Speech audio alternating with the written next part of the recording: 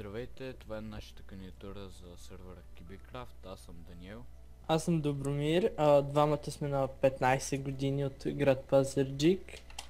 И това е нашето вилно село, така да го наречем. Ето и отпред и главната къща с честовете, анвил печки.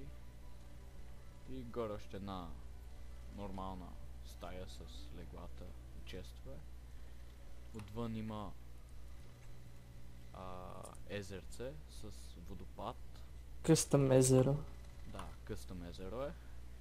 И пътечки, които водят тук през мини мост, който води до Enchanting Room.